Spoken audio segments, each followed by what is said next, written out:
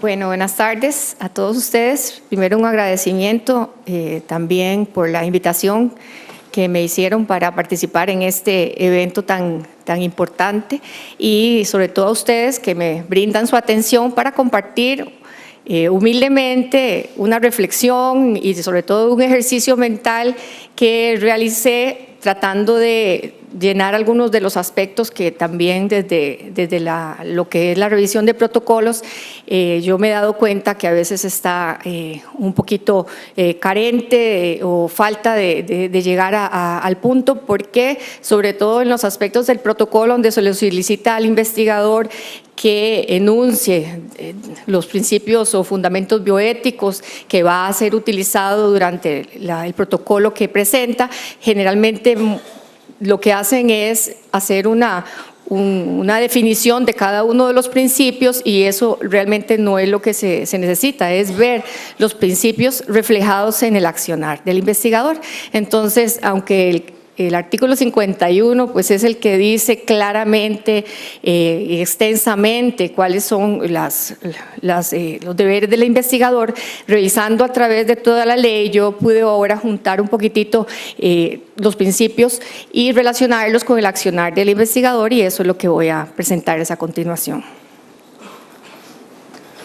Yo ahora no sé cuál es. Voy para atrás, yo creo que. El primer principio que voy a conversar con ustedes es el principio de autonomía. Lo importante del principio de autonomía es el respeto a la autonomía. ¿Y cómo se puede saber que se está respetando la autonomía? Se puede saber, y aquí lo hemos estado oyendo con todas las disertaciones del consentimiento informado, cuando la persona a la quien se le solicita tiene la capacidad para tomar la decisión informada de su participación. ¿Cómo se puede uno asegurar que el investigador esté realizando o obteniendo del sujeto a participar de un consentimiento informado? Primero, hay muchas formas de verlo y lo vemos a través de toda la ley. El primero es el sometimiento que tiene que hacer al SEC de todos los mecanismos y procedimientos que se van a utilizar, que le van a garantizar a la persona que en este momento va a ser sujeto de investigación y a las personas que en este momento están también controlando lo que es la presentación del protocolo, que de veras es un procedimiento totalmente libre, informado. Entonces, en ese primer momento, el SEC va a hacer, digámoslo así, el control de que al sometimiento del consentimiento informado se esté viendo claramente que está llegando la información y la forma de la información que se requiere al paciente para que éste decida autónomamente su participación. Tiene que haber una información previa y aquí lo han dicho muchas veces, tiene que ser de forma clara, algunos abogan por más, otros abogan por menos, lo importante es que sea la información necesaria para que la persona que acepte esté comprendiendo lo que está en juego y también así se vea que está siendo respetada su autonomía y su dignidad. La forma para hacerlo, dice la ley también, que puede ser oral, puede ser escrita, respetando las características de las personas, puede ser a forma de dibujos, inclusive cuando estamos pasando por población que tiene baja escolaridad o tal vez que tiene dificultades cognitivas. El idioma, respetando el idioma, dando toda la oportunidad y el espacio pertinente para evacuar consultas, con un adecuado nivel de comprensión, que a veces yo sé que es quizás uno de los retos más difíciles a la hora de presentar el consentimiento, poder plasmarlo en un lenguaje que sea de comprensión de cualquier persona. Por eso es tan importante las aportaciones que han hecho aquí los que me han antecedido sobre a la hora de elegir a una persona como representante de la comunidad. Quizás yo comparto también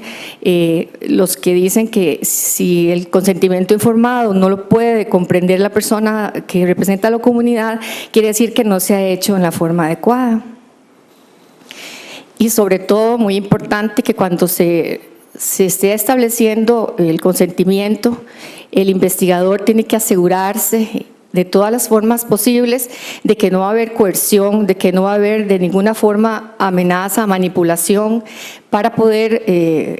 saber que la persona está siendo totalmente libre en esa escogencia, que resulta a veces muy difícil cuando existe una relación tal vez médico-paciente, que es muy difícil para el paciente a veces no sentirse de alguna forma abrumado y de alguna forma obligado a acceder. Entonces es muy importante que se tomen todas las previsiones para que esto no ocurra. De esta forma nos estamos asegurando que el investigador está respetando el principio de autonomía. También muy aunado a todo lo que son las poblaciones especiales, necesitamos que los formatos a veces sean accesibles o sean presentados en condiciones especiales, como podría ser personas que tienen dificultades o faltas sensoriales, presentarlos de la forma que sean posibles ser atendidos y entendidos por todos. Ahora hablamos del testigo. El testigo es otra forma como también el investigador tiene que asegurarse que el procedimiento, que el protocolo que está presentando y toda su investigación está respetando el principio de autonomía. ¿Por qué? Porque el testigo va a ser, como su palabra lo dice, se entiende así, es el testigo de que aquel proceso de consentimiento informado se está llevando como ha de ser. El testigo tiene sus características. Ayer hubo aquí un poquito de duda sobre cómo o qué debía ser el testigo. Bueno, el testigo, según la ley 9234, tiene que ser una persona mayor de edad, tiene que ser una persona imparcial. Por eso se ha hablado aquí que no puede ser cualquier persona relacionada con el equipo de investigación, que no puede ser la secretaria del lugar donde se está realizando, preferiblemente, y así lo dice la ley, ojalá seleccionado por el propio participante, es decir, al que le tenga la confianza suficiente para estar seguro de su decisión y que tenga la capacidad de esta persona para entender los alcances. Esto lo dice la ley, es decir, no solamente para refrendar que la firma se está registrando, sino que también se le está dando la información y se le están evacuando las preguntas y la persona está quedando satisfecha con este proceso antes de decidir. Con respecto a cómo también el investigador hace ejercer el principio de autonomía, hablando también del consentimiento informado, se ha tocado aquí lo que es el consentimiento informado en personas menores, que está bien claro, está establecido que se requiere de un consentimiento, que en caso de las personas mayores de 12 años, pero menores de edad, se requieren ambos, y que en el caso de grupos especiales, la ley dice que sería que es bueno, que es de solicitar que para elaborar un consentimiento informado, y esto también fue un punto que se tocó el día de ayer, en grupos especiales había un doctor en microbiología que estaba haciendo un protocolo con personas indígenas, que dentro de la elaboración del mismo protocolo esté o participe una persona de esta comunidad, de este grupo especial, para que este protocolo se establezca en la forma, en los contenidos, en el idioma que va a ser luego entendido por las personas de estos grupos. La autonomía no solamente que tiene que tener la persona testigo, la persona sujeto de investigación, tiene también que ver con sus datos, su información, y el investigador tiene que asegurar que durante el proceso de investigación y mucho tiempo también después, tiene que tener custodia de todo lo que, de todas las informaciones y de los datos, y que con respecto a si alguna de estas informaciones o alguna de estas muestras o material va a ser transferido, donado, almacenado, cedido, el paciente, la persona sujeto de investigación tiene que saber de esto, tiene que haber una parte en el consentimiento donde la persona sea informada de qué va a ocurrir con sus muestras, cuántos años van a tenerlas, cuándo se irán a destruir, si se van a ceder, y que durante todo este proceso también la persona tiene todo el derecho de retractarse o de denegar alguna o a todas las partes del consentimiento, ¿verdad? Entonces es importante la autonomía que la persona siempre puede ejercer en este momento. Y relacionado, que la persona que está siendo sujeta de una investigación, esta persona tiene la posibilidad, el derecho de renunciar a seguir participando y que esta renuncia debe hacerse sin perjuicio en ningún sentido, sin ningún menoscabo en su salud, en sus derechos, sin ningún inconveniente. En resumen, el investigador, para proteger el principio de autonomía, una de las armas con las que más cuenta y la que debe prestarle mucha atención es precisamente el conseguir un proceso de consentimiento informado que reúna todos los requisitos necesarios para que nos aseguren y nos aseguremos de que la persona que vaya a participar de una investigación está haciéndolo de una forma voluntaria, libre y sin coerción. Con respecto al concepto de maleficencia, son los más larguitos, el de autonomía, el de no maleficencia, para que no se asusten y no me han sacado la tarjeta, así que creo que voy más o menos bien. La no maleficencia igual entendida como no causar el daño, no infligir un daño. ¿Cómo el investigador se asegura a través de la realización de su protocolo y de su investigación que no lo va a hacer? Bueno, primero que todo, teniendo, como dice todo esto de la ley, como dice, poniendo en primer lugar la vida, la salud, la dignidad, el bienestar del ser humano, antes de cualquier otro fin científico o comercial. Otra forma de preservar, de mantener la no maleficencia es alejando o apartando, primero que todo, a todos los sujetos aquellos que vayan a tener algún riesgo de participar. Una vez elegidos los sujetos que van a participar en la investigación, tomando todas las medidas necesarias para asegurarnos de su protección. Y estar muy claros que todos los cuidados, tratamientos, procedimientos que tengan que ver con la salud del paciente que esté aceptando ser parte de una investigación, por ninguna razón deben de ser variados ni eliminados, ¿verdad? Porque esto iría en contra de su propia salud. Otra forma de cómo el investigador practica la no maleficencia es empezando con su formación académica, su adiestramiento, su experiencia que lo faculte a ser un investigador, los requisitos y los criterios y la rigurosidad científica que se vislumbre en el protocolo. Esa es una forma también en que se nota la no maleficencia del investigador, el atender a todas las normas éticas que regulan la materia, tanto nacionales como internacionales, que aquí hemos tenido oportunidad de escucharlas, y también es muy importante la actualización en esta materia para que entonces todos los conocimientos siempre estén optimizados para realizar su mejor trabajo. Una forma de no maleficencia también es proceder a lo que es la acreditación como investigador ante el CONIS, someter sus protocolos clínicos ante un SEC aprobado, procurar que su personal sea en el número suficiente y con las capacidades suficientes, igual sus instalaciones reúnan los requisitos suficientes para llevar a cabo su investigación. Otra forma de evitar la maleficencia es tener en cuenta los resguardos que se deban de tener para las personas que tengan capacidades diferentes. Se tiene en la ley bien claro que estas personas deberían de ser incluidas en un protocolo únicamente cuando los resultados de estas investigaciones puedan producir un beneficio real y directo a ellos. O cuando no se puede obtener los resultados comparándolos con otra población que no tenga estas características, que aunque podrían dar su consentimiento informado, no va a tener las características que se buscan para la hora de hacer el protocolo. Entonces, siempre y cuando el riesgo-beneficio sea